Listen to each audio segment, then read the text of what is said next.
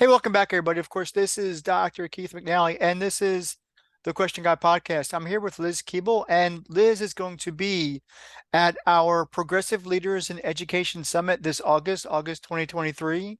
It's going to be hosted and organized by myself, Dr. Keith McNally, and Jane Bell.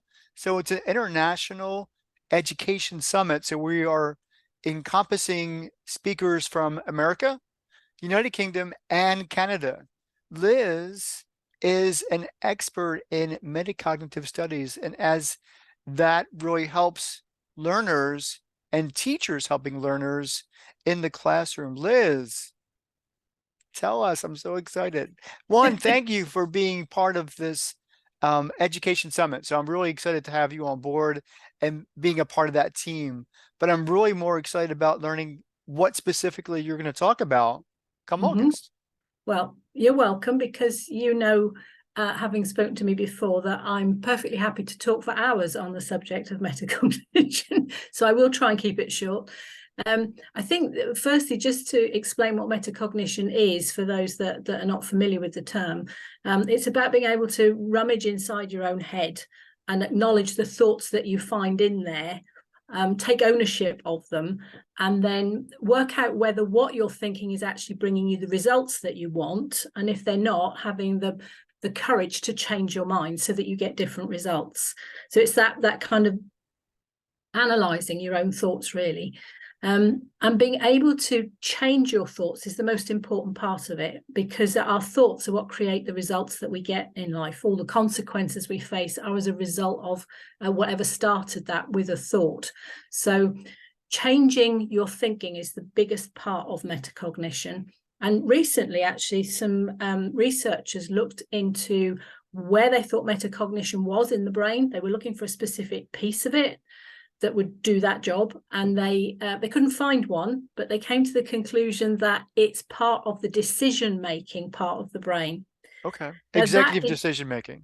Yeah. And it's really important, because our lives consist of the sum total of all the decisions that we've made in life. That's the results that we get in life. So when we're thinking about metacognition for school-age children, then we're not only thinking about helping them with their learning, we're helping them think about life, the decisions they're going to make later in life, and giving them the ability to make decisions that are more in line with what's in their own best interests, really. And if you think about the decision making that some students are making at the moment, particularly post-COVID, we have those that are refusing to attend school, or who are not attending when they should. You've got those where poor behaviour has increased. So you've got more students causing problems in school and being excluded from school. You've got teachers are complaining about a lack of engagement on even students who were engaging well are not necessarily doing so now. And all of those students have made decisions, albeit sometimes unconscious ones, because of the situation that they're in. So metacognition is something that would help them to learn how to effectively change their minds to what is more in their own best interests.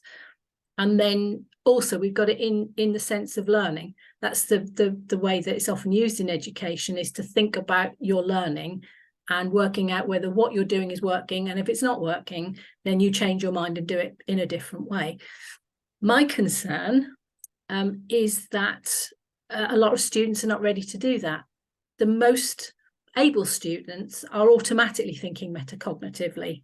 Okay. It's there, they're able to do it, and that's why they stand out as being the most able students, because they've got the reasoning skills that are required to be effective. Whereas you've got, I would say, the majority, I'm sticking my neck out here, but I would say the majority of students are not yet in that position. They haven't developed the full metacognitive skills that they need in order to learn effectively. So for me, that's an important focus of my work, and I will obviously be talking about that. The need to develop metacognition. For me, that's the biggest thing, is making sure that all students, whatever their ability, they get that opportunity, because it's the way to overcome barriers. It's to help them reason things out for themselves, overcomes the barriers that they all face to learning. but they need prerequisites. There are things that need to be in place for a learner to be able to think metacognitively. So I'm going to be looking at what those barriers are, why youngsters might not yet have developed metacognition, what are the reasons why that might happen, what they need, what we need to give them in advance of expecting them to think metacognitively, and how we can do that, and obviously practical ways of supporting that development. So I don't know how long you're going to give me for speaking, but you might have to give me a limit, give me a time limit, and I'll fill it for you. I think you will. I think you'll do a really good job. So we do intend to have 8, at the very most 9 speakers, because Jane also wants to talk at the event. I will not be talking at the event. However, we do have a myriad of speakers with different focus points. And so you, of course, metacognitive studies. We do have somebody coming from the homeschool environment. Dr. Potan is going to talk about equity in education as an umbrella. And of course, Jane is going to talk about, teacher time management and developing time management skills. And so given that this is an all-day event, Liz, if we could kind of put you into about 45 minutes, I think that'd be great, because you're going to contain me into 45 minutes. We just need to share. We need to share that time with everybody else. But I think even in those 45 minutes, they're going to be the most impactful 45 minutes with everybody else. And so I fully appreciate it. Yeah.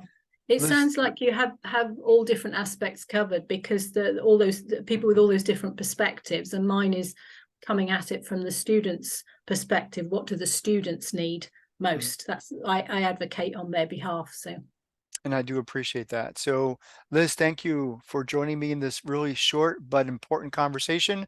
For those who are watching and listening, remember, August of 2023, we have the Progressive Leaders in Education Summit. And this has been another edition of the Question Guide podcast. We'll see you next time. Take care.